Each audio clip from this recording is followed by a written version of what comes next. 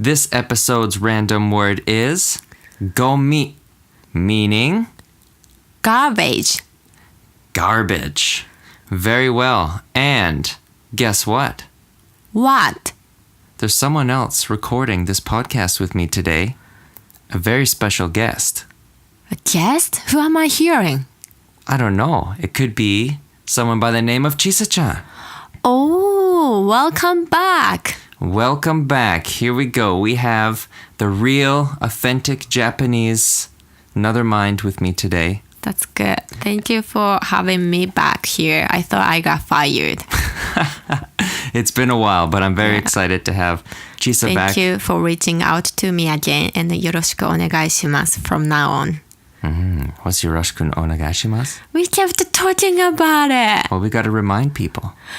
Sorry about that. So, for example, we just started this podcast. Yes. We say, I would say, よろしくお願いします. はい。 And then Kyle also can say, よろしくお願いします. Yeah, we can just say よろしくお願いします each other. It's a really nice word, more like, I don't think English has a great, any I just say, let's do our best. Yeah. Or, let's go, team. Yeah, something like that. But, like that phrase in English can be cut off. Yeah. But よろしくお願いします is always used a lot. Gotcha. Yeah.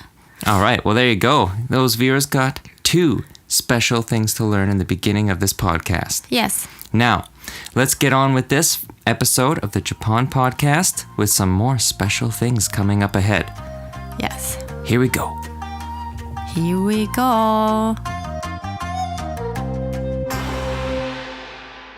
Welcome to this very monumental and special and great, fantastic episode. Okay, good. Yes. Wasn't sure where you are going. Neither was I. Where you are But I was going. trailing somewhere. I'm trying to build it up because this is a special episode for many reasons. Reason 1, ichi, the number 1, is, this is the first Japan podcast that is being recorded in Japan. Wow. Fantastic. So I'm feeling very inspired, and I have a lot of nice knowledge to share with you guys and gals, and I'm looking forward to it. And reason number 2, ni, number 2 in Japanese, is Jesus back. Oh, yay. It's been a very long time, and I'm very sorry that you had to listen to just my voice for the last many episodes, but we now have a lot more access to other Japanese minds and real people living here, so it's gonna be very good. So to get started with this episode, this one's gonna be kind of a mixed bag here. I have many different things to incorporate, but first and foremost, it'll be kind of I'll be reflecting on what I've experienced culturally in this episode for the last... I've spent 2 weeks in Japan now, and I'll share with you the things that I wasn't familiar with getting here, which is kind of confusing. So if any of you guys are traveling, think of this as like a little introduction to Japan travel tips, because there's a lot of little things that I've been picking up that now I'm gotten used to, and I think as someone who's never been here before, this will be useful tips, and we'll throw in some random stuff as well, and some funny things. So let's get started with my list. I've been taking some notes with what I have witnessed, and also this episode, Chisa and I have a challenge. Do you know what that is? We are not going to edit this episode at all. I want to get What about the beginning part? No, it's all... The introduction. The introduction might be edited. Okay. Yes, but from now, we hit record. I ain't making a single edit, so this can be nice, and let's do our best. よろしくお願いします。よろしくお願いします。はい。Okay, so let's get started with this list here. First off, we started the podcast with the special word of gomi, meaning Gomi? garbage. Now, I'm going to segue with that word to how garbage works in Japan. This may seem pretty lame and weird, but it's kind of important if you're out and about and you are buying a water bottle when you finish drinking that water bottle, what do you do? I would put it in a recycle box. Wrong. You missed something, Chisa-chan.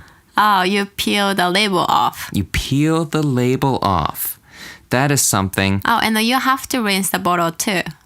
Just to make it easier for the people who take care of the bottles after. Yes, but you can't really do that at a train station, so I'm not going to suggest And you don't buy anything that, like something like, what is that? Stinky? Yeah, stinky or like the sticky, like sugary. Just drink only water then. Oh, healthy and clean. But yes, anyways, when you see, like at first I was drinking my water and I saw a bunch of people.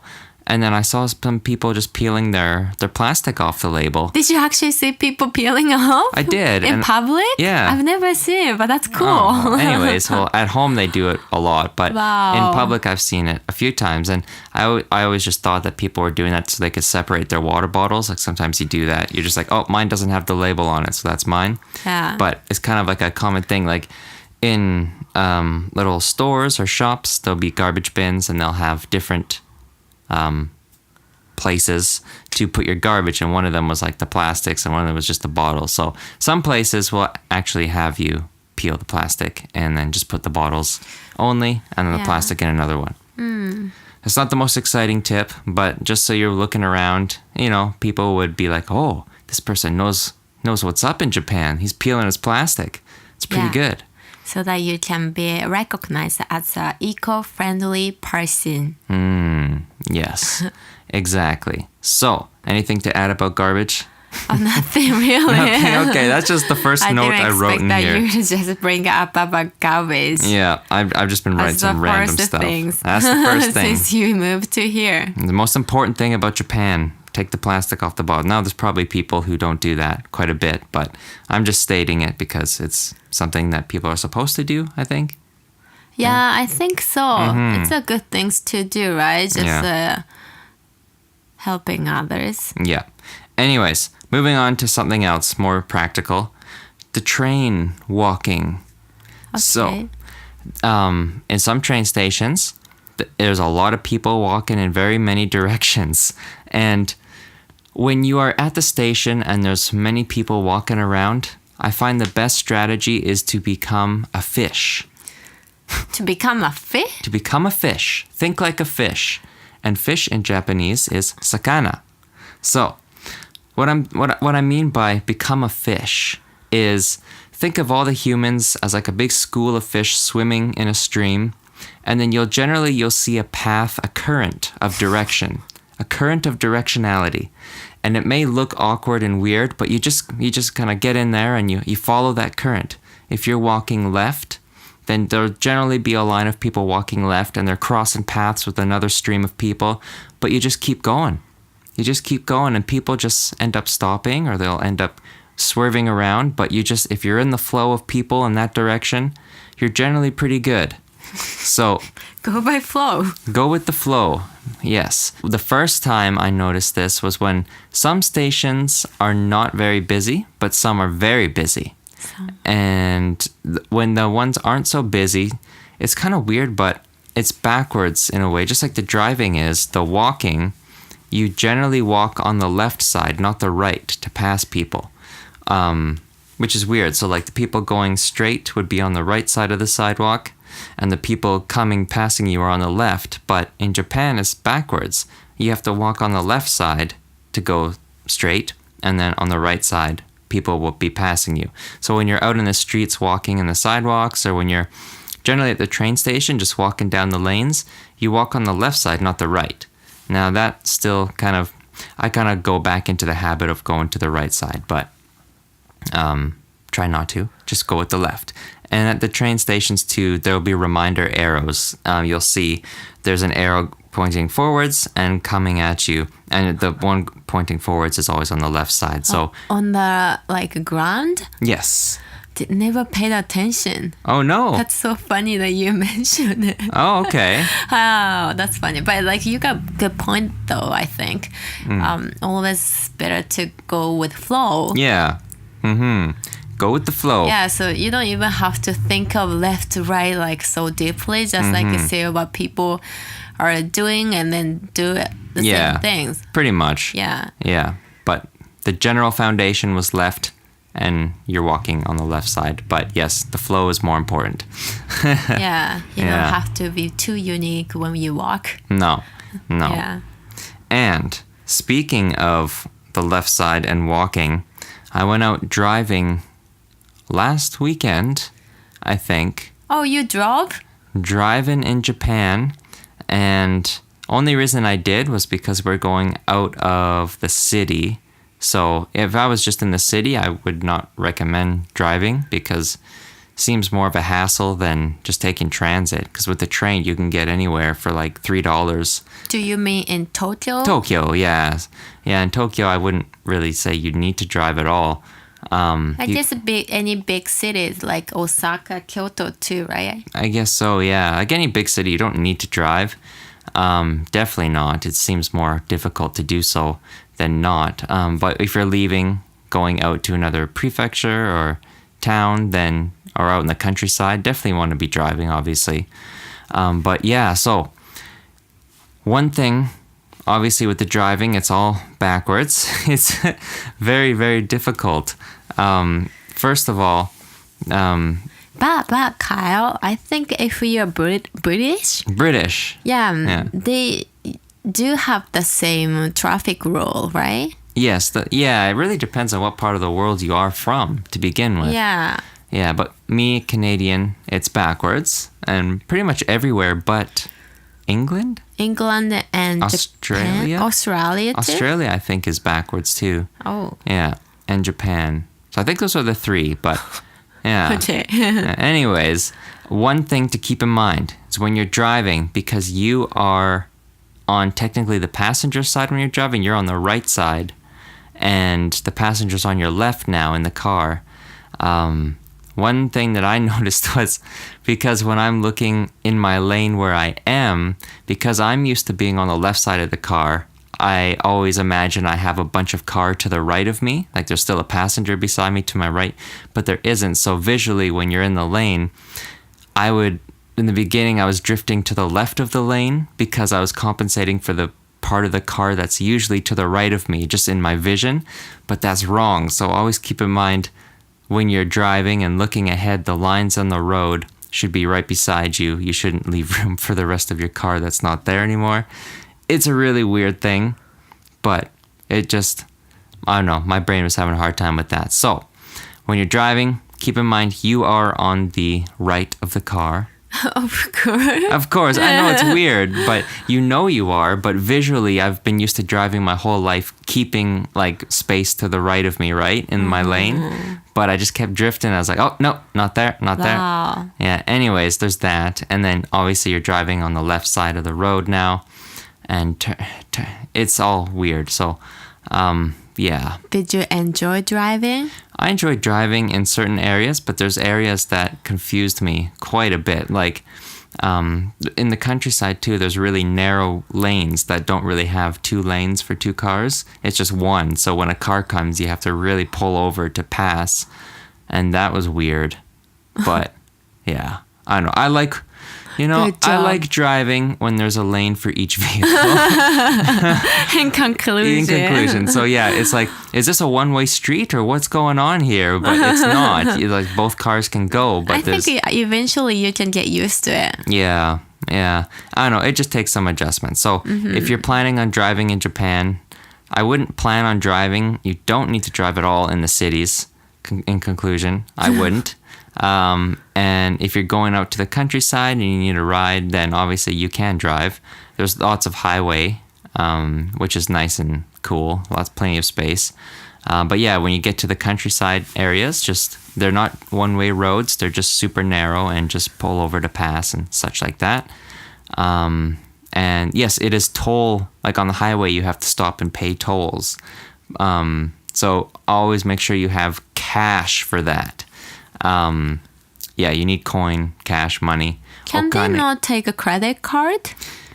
Honestly, I don't know, and I wouldn't risk it because nowhere. Let's go to the next point because this is probably the most useful one for tourists. Good. Next point, which is money. I don't know what point we're on. I think this is 3. Oh, yes, okay. I think this is number 3. Well, what's 3 in Japanese? San. Okay. Yes. So as you just said, 1, 2 in Japanese. Good call. Money. Okane in Japanese. Okane. Okane. So, okane. When you're traveling in Japan, do not rely on your credit card. Do not rely on your debit card. Do not rely on anything but cash. Obviously, having a credit card is good and you can use it. Is it really that crucial? I think it is, because how many times would you be totally screwed if you're eating at a restaurant and you just had a big meal and they don't take credit? They don't tell you when you enter the restaurant. They just assume that They just assume you know. Yeah, and if you don't have cash, like there was 2 times now where I was at a restaurant. We had a big meal and I went there to pay and it's like, oh, sorry, only cash. It's like, well, what would I do if there was no one else here that had cash, right? You really have to organize that. So I would say there's been like 2 places that have taken credit cards at like for restaurants. For restaurants? Restaurants, like that's it. I've been to a lot of places. So always have cash. So what did you do? Well, someone else had cash, so you just have to pay them back after, which is ridiculously not good, especially if, makes you feel not good.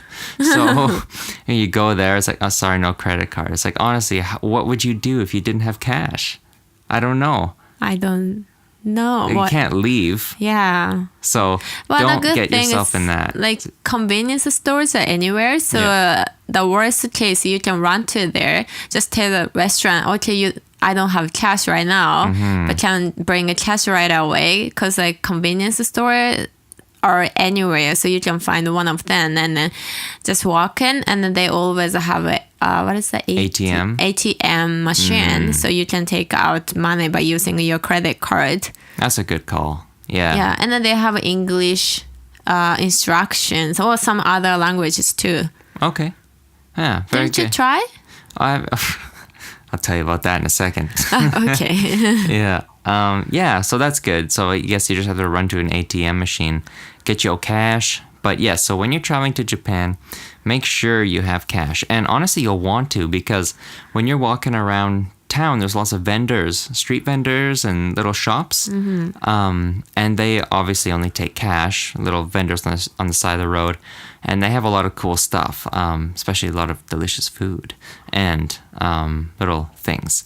And you always want to have cash. Also with the bus, or not the bus, sorry, some trains, if you don't have your Pasmo or Suica card. What are those cards? Cards? Those ones, when you go to the train station, I also highly suggest you get a Pasmo or Suica. Are they the same thing? Suica. Yeah, I think so. Just like they came from different companies. Okay. Yeah, basically. But what they do is exactly the same. Okay. Yeah. But yeah, so it's basically just like it looks like a little plastic card, and you charge it with money. You just go to a machine at the train station, put in your money, it charges to it, and every time you go through station, you have like a gate to walk through. You just scan your card, and it takes whatever money it needs from there, so you don't have to always carry cash just for transit. Yeah, I think you can get the card from the counter. Yes, the toll people. Yeah. You can go right up there before the gate. There's like a little side thing. Like always there's a kind of like the counter, like the booth right beside the entrance. Yes. The gate. And then you go and ask people that you want to have a card, like IC card, we call it. I think IC card. IC card, So they should be able to recognize what you're looking for. And then plus, I think when you are leaving Japan, you can bring back the card. And then I'm pretty much sure, I'm sorry if I was wrong, but I think you can just get back pretty much like 500 yen, which is like pretty much like $5 for Canadian or I don't know, American dollars. Yep. Yeah, you can get it back. You can get the money back. Oh, great. Yeah. So just return it. Ah, like recycling. I think so. Yeah. I don't know, like that was like 7 years ago. Okay. But hopefully they do the same system. Okay. Oh, yeah. And speaking of yen and such, another good point to bring up is what you just said. 500 yen is $5. So just put a decimal there, like 5.00. Yeah. It's like the last two numbers of whatever the yen price shows, just put a decimal there. So if it was like 867 yen, it's not $867, it's $8.67. Or like, yeah, so just put the last two numbers off, basically. Yeah, so Different currency. different currency, yeah, for sure. But anyways, make sure you got some cash. I definitely recommend. Oh, yeah. So what happened? When you went to the convenience store to take out money. Right. Yes, and also, when you're taking out money, this is something to keep in mind. I took out $100 cash at a 7-Eleven, and then I checked my bank statement, and I took out, it's like $130. It charged me. So, it charged me like $30 Just to exchange? Or I don't know what And the fee. interest, right? Yeah, it was like... Interest and the fee. Anyways, yeah, I paid a quarter of what I took out just to get the money. So don't do that. That's really good to know. So, yeah. Then, I think airport, if you wanted to get some Japanese cash.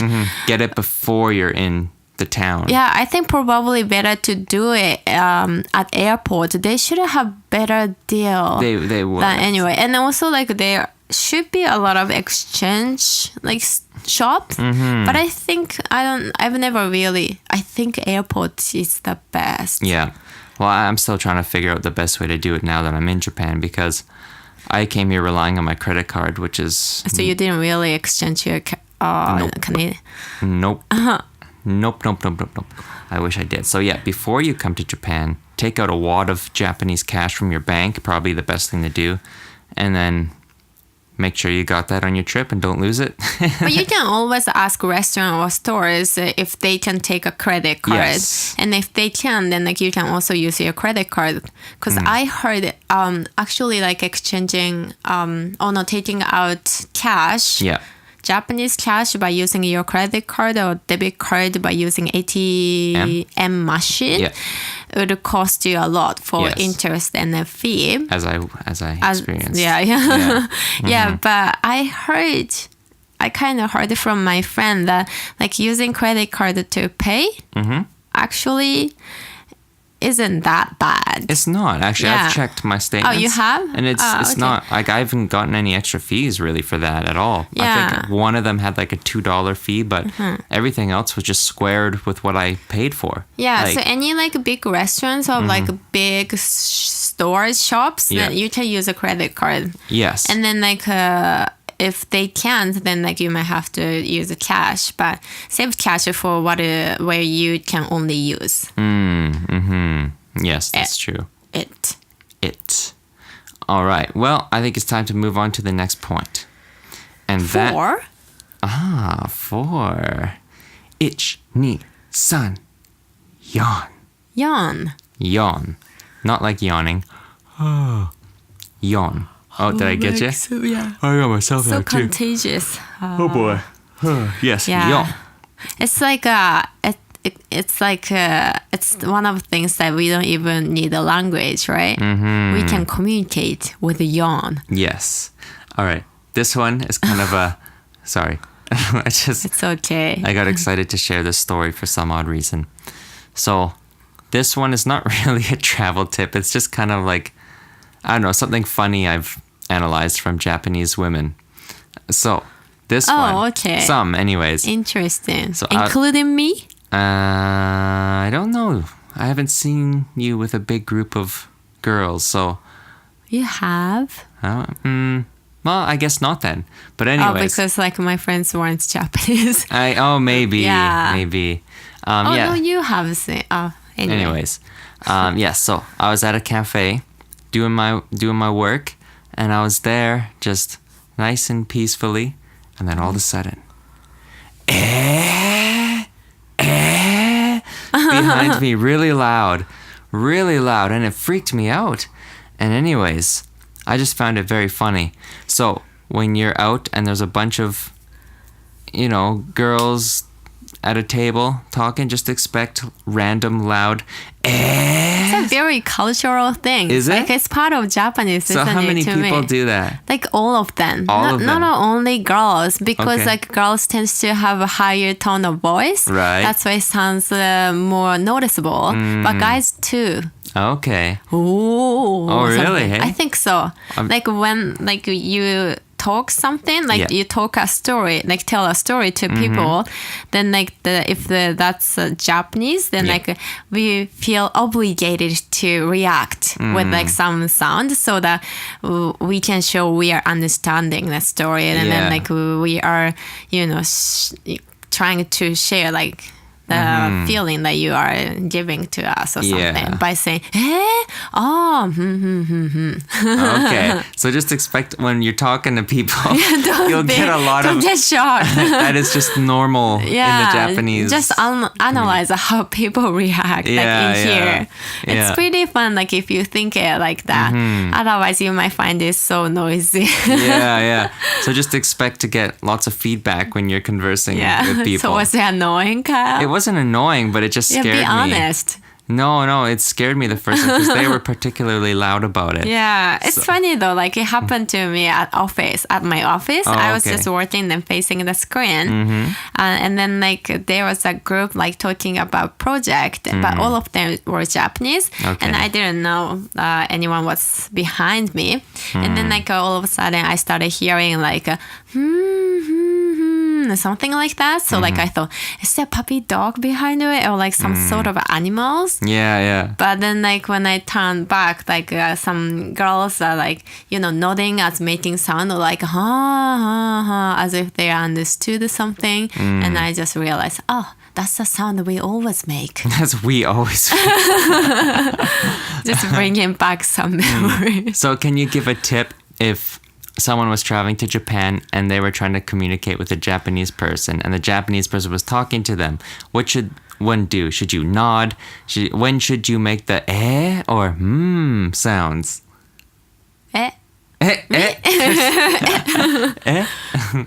So like how common? Let's if we're talking. Yeah. Let's talk about. I'll tell you about making breakfast today, and then you just do the or typical reactions.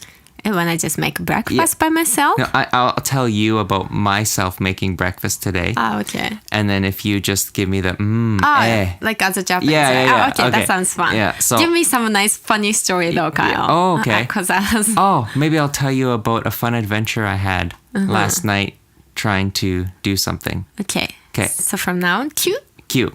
All right. So last night I had a very interesting experience trying to help people come to an event in Japan. Oh. And I was having to speak in Japanese a little bit and English. Fortunately, there were some guests at this thing that were English speakers. So I was actually very nervous because I've never done this kind of thing before. I was just standing there and people would come and I'd have to ask them for money, ask them for their name, check off and give them something and let them go in. So I learned a lot about general Japanese greeting. And then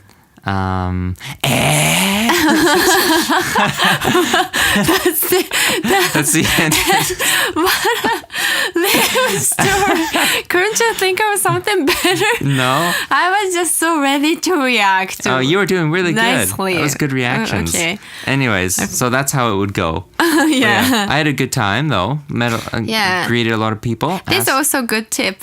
Like, sorry, Yeah, did no. I cut you off? No. Sorry. I think like if you want, like when you have a conversation with the Japanese, you can also make the same sound. Like try it. It's fun. Yeah. Like if you are in Japan, like maybe traveling here or any reason, but it's always fun to have some kind of interaction with the local people. And then if you wanted to make it more fun, just like in Japan, then like you can kind of pretend that you also nod in the same way as Japanese, like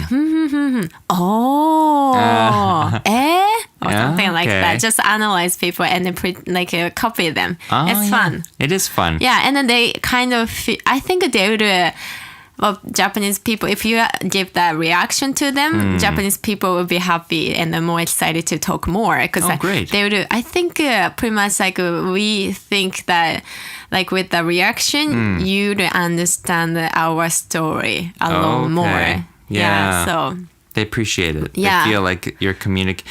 Oh, and then they feel more connected with you. yeah, it's kind of like if you can't speak the language well, at least if you can give response, like you're communicating, Like, it's a big part of Oh. They feel like you can speak their language more Yeah, because yeah, yeah. that's how they would And then they can communicate. be more open to you. Yeah, so it's Right. the key to open door. Thank you. Just too animated, Kyle. Okay, well, I'll work on that. Yeah. Last point I'm going to cover, is this number 5? I think so. Yeah. Go. Go. Go is number 5. This one I just want to talk about is food and access to food. I'm going to say it's really, really good. You'll never go hungry. Yeah, first and foremost, well, especially in like Tokyo is where I spend most of my time right now. You always can get food wherever you go. Obviously, where you live, you'll have food. But when you go out on the street, there's vending machines very commonly. So if you're thirsty, mostly they're drinks that are out on the streets. But you can grab water, juice, whatever you like. Anywhere, just out on the street walking around. Lots of vendors, like when you're out in the town, there'll be little events set up, like markets or people just selling stuff. So you can get stuff randomly in the city as you're walking around. They even give you lots of nice samples if you find a good market. Like every place had a sample. You could... Every place? Well, I'd say a good percentage of them Not did. at convenience store. Not a convenience store. I'm talking about markets. Like markets. out in the Okay. streets. Yeah.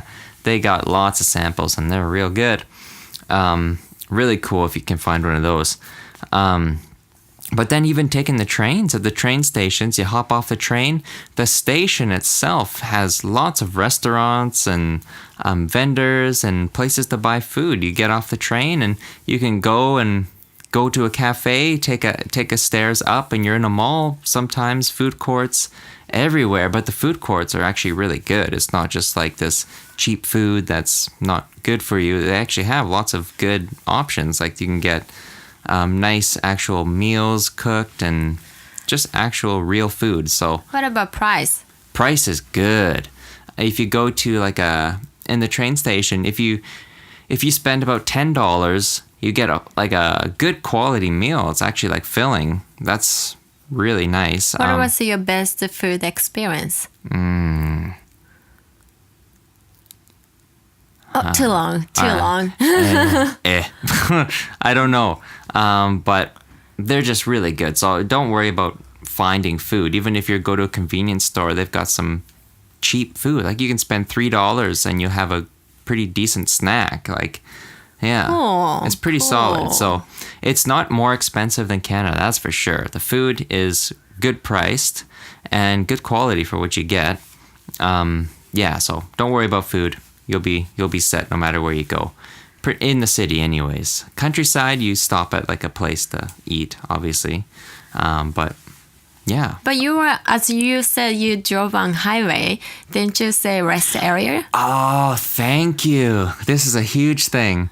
Yes, rest areas. They're not just a nasty old outhouse overlooking some cliff or something. It's an actual real thing. Like a real thing. It's a real. It's a not real like, country there. Yeah, no, it's not something that's just gross that you kind of have to stop if you need to type thing.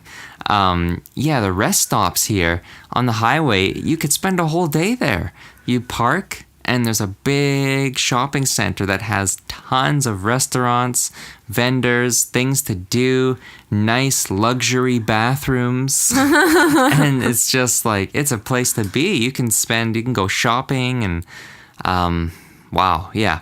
Rest stops, they are amazing. Clean bathrooms, really nice ones, and all the food and drink you can imagine. So, with that said, I think those are my travel tips. Quick, analyzations from my first 2 weeks here. I have a lot of more ideas to start doing, especially with some video stuff as well. But I am, pretty busy right now, just settling in and doing some work stuff. So, with that said, that is another episode of the Japan podcast on travel tips. I hope you enjoyed, and it was very nice having Chisa back with me. And she'll be back for another episode with me, releasing next week or the week after, whenever. Next episode that comes out after this. And that's going to be on common useful phrases that I've learned while being in Japan for the first week or two. And what my plan with that episode is kind of like, rather than categorizing this week is just colors or just that or whatever, I'm going to try to do just some episodes that are just more random, but it's all practical stuff that I found that I've been using actually in my life out in Japan. So I was like, oh, where can I find this? Or how much is that? They're all kind of like different categories, but all useful things to have when you're going around in your day-to-day. So we'll be covering that next in the next episode. So with that said, arigatou gozaimasu, and I'll talk with you soon.